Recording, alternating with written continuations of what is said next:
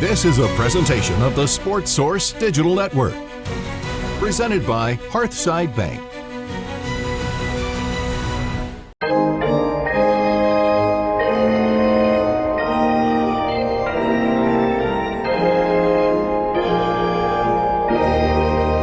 Welcome to Sports Source Hardball. I'm VFL pitcher Will Heflin. I'm joined by VFL two-way Andrew Lee and VFL shortstop AJ Simcox.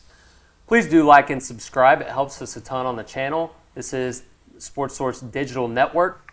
Andrew, let's start with you. Recap very quickly Tennessee sweeps at South Carolina. What'd you notice from the pitching side? On the pitching side, a little bit of resiliency, good bounce back from the Alabama series. I'm not going to hit the panic button on Liam Doyle yet. Has given up 5 runs in back-to-back outings down the SEC.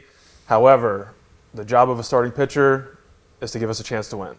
Done that both weekends. Kept us in the game, gone 5+ innings, 11 strikeouts last weekend. He's getting the numbers there, but there's some runs and hits coming with it. Great pitcher, probably one of the best in college baseball this year. Going to make a ton of money in the draft. But maybe you want to see like a dominant start at him this weekend. 6+ innings, 3 less runs, a quality start, if we want to call it that. Yeah, I mean, any concern on 9 hits this weekend? Like you said, there's a lot of strikeouts, but a lot of hits. Yeah, there's been a lot of hits. The walks are a little bit higher too. I mean, I think he's got like a 1.5 whip in SEC play. So, you know, that is concerning. Eventually that will catch up to you. I guess it kind of has. He's given up 5 the last couple starts. But, I mean, he's got the stuff. It's just a bump in the road. He'll figure it out. And the great part is, you know, he hasn't been the most consistent on Fridays, still getting wins on Fridays. Yeah, I think the biggest thing that stood out to me, kind of staff as a whole, really on Saturday and Sunday, was South Carolina put a lot of pressure on them. There was a lot of traffic, and Tennessee was able, with the help of some really good infield defense, a lot of double plays. Mm-hmm. I'm thinking of the one specifically Andrew Fisher turned that was with Nate Snead, I believe. They had to review it, see if he actually touched the white bag. Ended up he did.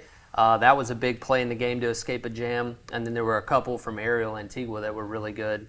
And then obviously Krenzel was the highlight of the weekend there on the back end, kind of finished the game out on Sunday. Yeah, I'm excited. They've got a good little duo on Sunday. They do. It's kind of like, with both of them being highly recruited freshmen, kind of like Burns and Beam were a couple years ago, and what that will become in the next couple of years. Well, and what a luxury. Hey, we're going to throw the kitchen sink at you Friday, Saturday, and Sunday kind of on lock right now. Yep. 5 innings, 4 innings combination from those two. And you don't have to worry about, how much bullpen depth do I have coming into Sunday? You're going to get solid innings out of those two. Yeah. And God forbid we have one with a rough start. Maybe Coons has a rough day. You know, Krenzel's there to back him up. So they are still freshmen, though. So I'm not going to say we've put the lock down and thrown away the key yet. I mean, there's freshmen. Things can happen. We got to see them how they're going to react to some adversity as it comes along. But you'll take the link for sure. Oh, 100%. Hitting-wise, Bargo stays hot. Fisher, some big swings. Yep. Peebles hits the game winner on Saturday. Yeah. 2-run homer. Anybody else stand out offensively? I mean, Hunter Ensley, I think he hit, 2 more home runs. I think he's hitting close to 400 in SEC play, maybe slightly over 400. Mm-hmm. I mean, he's a 5th-year senior, so, you know, he's Mr. Consistent, has always gotten progressively better every year, and that's just such a valuable asset to have, middle of the lineup, middle of the field, playing center field. And the defense has been stellar too. You know? Yeah. So, I mean, overall, South Carolina gave you, kind of like we figured, at least one game would give them a punch. You survived that game 2. That was the tightest of the 3. Yep. And ultimately come away with a sweep and keep pace at the top of the SEC. Said it once, we'll say it again. A good weekend is winning the series. A great weekend is sweeping. And they did what they were supposed to. 100%. So a little VFL news yesterday. Or a couple days ago, Garrett Crochet signs a 6-year, $170 million extension with the Red Sox. What does that mean for Tennessee in terms of maybe NIL, recruiting? It's the biggest deal of any former Vol in any sport. I think that's pretty crazy when you think about Todd Helton, you think about Peyton Manning, you think about a lot of pro athletes from a bunch of different sports, and he signs the biggest one ever. Message to all our parents out there: if your kid's left-handed, Give him baseball number one. Put him on a And mound. 6'6". Yeah, put him on a mound, make him throw 100 miles an hour. But, I mean, great for Garrett. Definitely earned it with his performance in the big leagues. As far as, like, recruiting standpoint, it's definitely cool to see dollar signs, I guess, for your program. Number one, he can provide maybe some resources that other teams might not get from their alumni, whether it be NIL money, facility upgrades. I know for me, at least, coming in, I wasn't necessarily looking at who got the biggest contract signed from their former players, but the amount of, number one, first-round draft picks, high-round draft picks that are coming out of Tennessee lately. I mean, how can you say no if Tony comes into your living room, right? I mean, you look at Crochet, the last 3 or 4 first-rounders we've had, Jordan Beck's got big league time, Ben Joyce. I know we're still waiting on Drew Gilbert to make his debut, but he's knocking on the door. What is there not to like when someone's recruiting you that's putting out that kind of volume? Yeah, I mean, they haven't really struggled to get the top recruits anyways. Not lately. And they've actually had the luxury of keeping a couple of the really high recruits that would be first, second rounders and get that big signing bonus. But I think this will just play another part into that. You know, you might be able to keep 1 or 2 extra guys in this upcoming class, and the next class, and the next class that would typically get drafted and sign. Like Andrew said, I mean, having one guy sign that big a contract, well, it's really eye-opening. From a recruit's perspective, it might not be the biggest thing because, as Andrew said, you know, the big thing is how many guys are you getting drafted and how high are they getting drafted. It's not going to be a guarantee you make it to the big leagues, although now it seems like guys are kind of getting there a little bit quicker. I think there was a guy that made his debut a couple days ago. I think it was with the Angels, actually. Made his debut a couple days ago. And Ryan Johnson. yeah, he didn't even throw a professional pitch. He went straight from college to the big leagues. And so that's kind of playing a factor now too. But really, after you get drafted, so many different things can happen. So the big thing, when I was getting recruited, the big thing you want to look at is how many guys are going to be high draft picks from that school and get that maybe not life-changing money out of the draft, but a really good head start, and then you're going to take your chances after that and try and get to the big leagues. And I mean, it's so hard to stick in the big leagues. So what Crochet's done has been incredible. And then once the Red Sox traded and gave up a couple big-time prospects for him, you knew something big was going to happen. Yeah, I think it's pretty fitting for Coach Vitello, who's highly regarded as the best recruiter in the country, if not, you know, one of.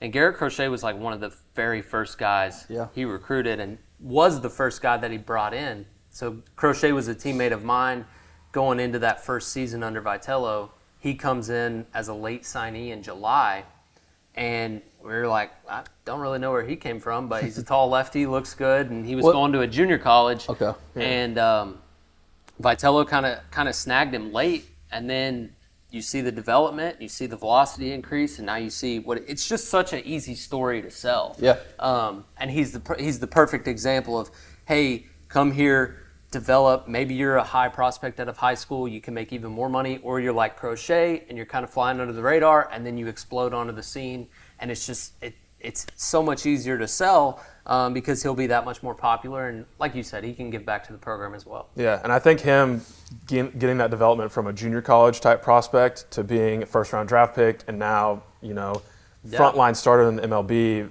gives a big... Let's be honest, though, that was never a junior college level prospect. Yeah. I mean, No. you're 6'6", the size you got. Yeah. I don't know how, but he fell under the radar somehow, and Tony got a diamond in the rough. Yeah, he talked about he wasn't big into the travel ball stuff, and you know, there's guys like that you know, there's big leaguers that come from D3 schools.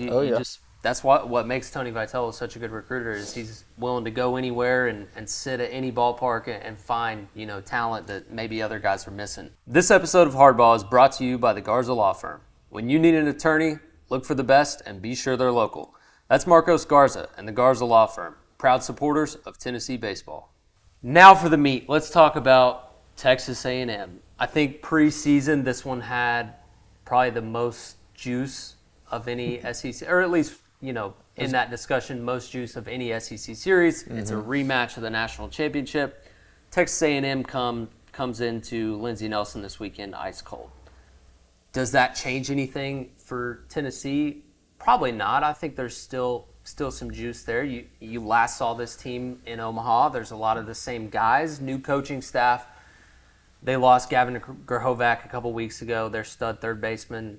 They're scuffling coming in, but it's an SEC series. It's a rematch of the national championship. There's going to be some punch with this one. What are you guys thinking about?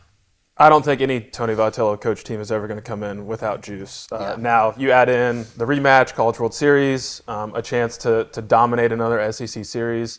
I think there's plenty on the table for the Vols, especially another home series after being on the road for 2 weeks in a row. I don't think it's something that they'll overlook at all, especially considering how close their games were in Omaha and the level of competition that A&M's going to bring. I think A&M's offensive struggles, hopefully Tennessee is not the offensive-friendly park that we're used to for their hitters, maybe to get hot for the first time in a little bit. But I look forward to the continued dominance by the pitching staff, maybe might not be the right word, but consistency, especially out of our first two starters. I mean, what more can you ask for giving us 6 innings every weekend, 7+ strikeouts. So I'm looking forward to see the continued consistency both out of the pitching staff and then the development out of the offense might be the best word for it. Let me ask you this real quick before I let you jump in, AJ. At some point, regression to the mean has to happen. I know environment and the coaching staff plays a role, but there's so much talent on the Texas A&M roster, and it's just been a struggle. Laviolette struggled, Kent struggled. They bring in some highly touted transfers. Gavin Cash from Texas Tech came in. He struggled really bad. At some point, you feel like they've got to kind of get some lucky hits, get hot, maybe, do some mojo in the locker room or something. How does Tennessee not be that team that lets them get hot, if you will? I think if you jump on them early, and it's something that AJ and I dealt with in our time at Tennessee, sometimes you get in a rut as a team, and that worm gets in your brain of when's the bad thing going to happen. Yeah. And for A&M, it's been big innings and then not being able to respond offensively. And AJ, you can speak to this a little bit in the mind of a hitter. When those struggles come and you feel like the ball is this big and that, we just scored 3 runs, hopefully our pitching can hold them. I know that we went through it a little bit, and maybe you can speak to that as well. Yeah, I mean, everything's just not working out for them right now, right? But the talent is there. They were preseason number 1 for a reason. They returned a bunch of talent from last year's national championship runner-up. It's just a matter of getting that spark. And hitting is contagious, and winning is contagious, and confidence is contagious. So, if they come out and win on that Friday night, where that take 2 out of 3, I mean, that could be the thing that completely turns around their season. But we saw it last year with Florida, too. We were talking about it before we started rolling. They were preseason top 5, I think, had an insane amount of talent, handful of first-rounders, made it into the tournament. They were like 2 or 3 games over 500, last team in the tournament. Ended up making it to Omaha, were the Final Four teams.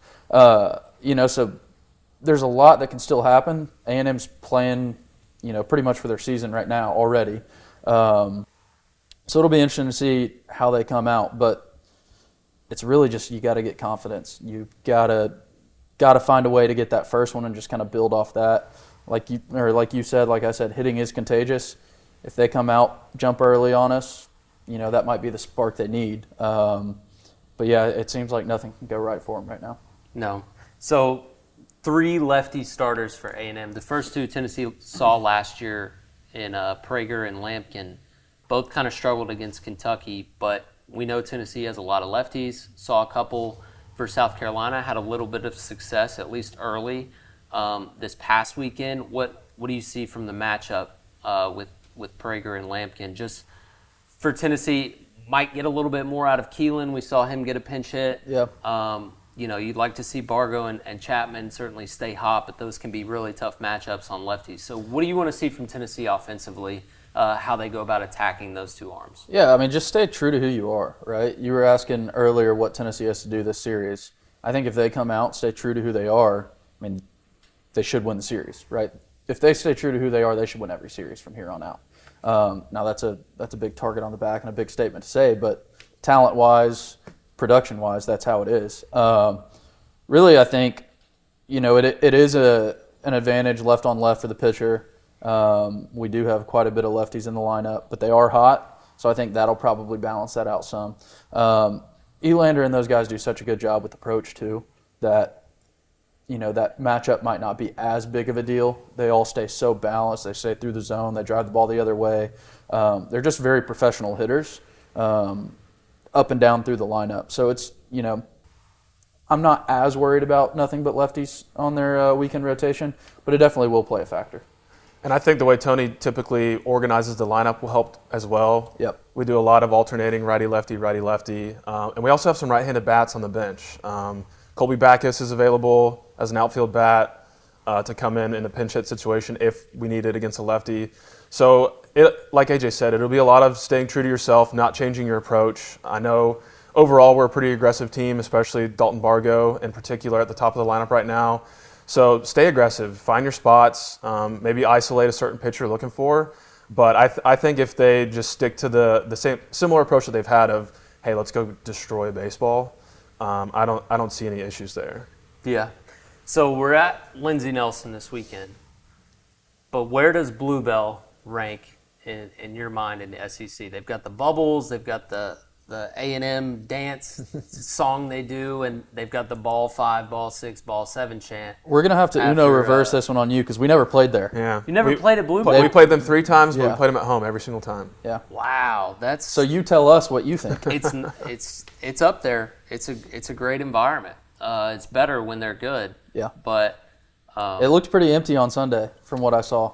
yeah, I think they won't see any empty stands this weekend. No. But it's up there. It's got to be in the top 8 for sure. Some guys, I remember VFL Redmond Walsh. That was his favorite place to go. And I there's a couple that I like more than Bluebell, but it's one of the classics in college baseball. And I think Lindsey Nelson keeps improving and trending in that direction to be in the same tier with those type of ballparks. Give it a couple more years. What's your favorite place that you ever played at? Lindsey Nelson, Well, for sure. On the road. Everyone wants to play at home, right? That's a get out of jail free card right there. Baum Stadium.